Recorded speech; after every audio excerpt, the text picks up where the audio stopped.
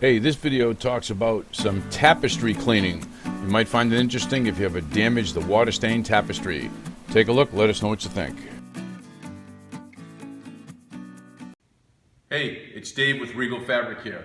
As the intro suggested, we're here to talk to you about this tapestry from one of our Boston area customers.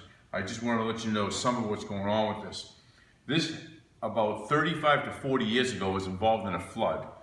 Led to dry on its own, packed away somewhere, and then when the estate was settled, this was given to one of our customers. You can see it's got some dye bleeding and some watermarks. The customer does not want to go forward with correcting the dye bleeding because it is risky. You could destroy the other dyes that are in the piece. But we are going to go forward with the browning or watermark damage. Now if the camera can come in a little bit, we'll show you some areas. You can see all of this that was wet here. As you pan down, you can see a lot of it right here. There's obviously this red coloring, but we're not going to be doing that, at least not now. All the way to the bottom here, you can see all this watermarking. We're going to try to remove all of that watermarking. Let me see if I can get this better for the camera. Okay.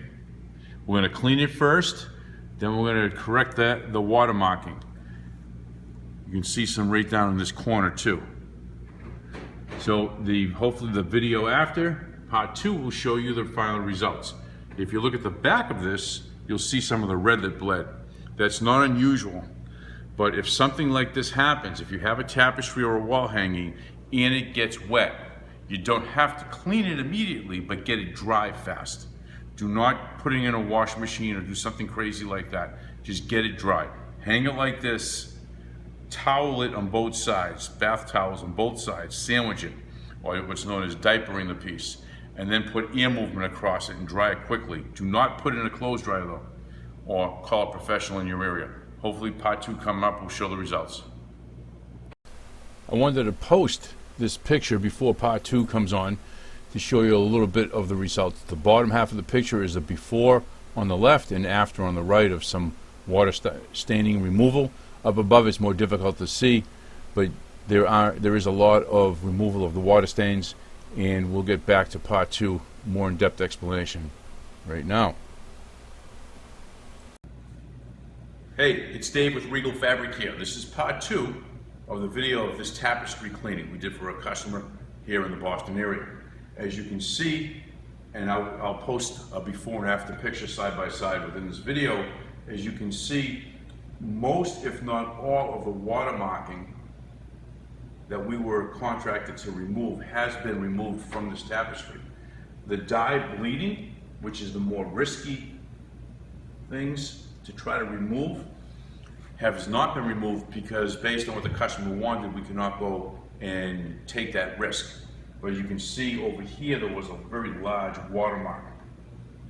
And if the camera can come in close, you see these little dots of dye right here. The detergents we use to get rid of the watermark cause slight bleeding on the back from this red color. That's the risk you take when you put any liquid on a piece like this.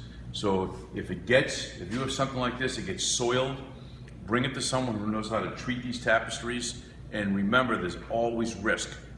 And it's a very difficult piece because there's no hidden area to test the colors on.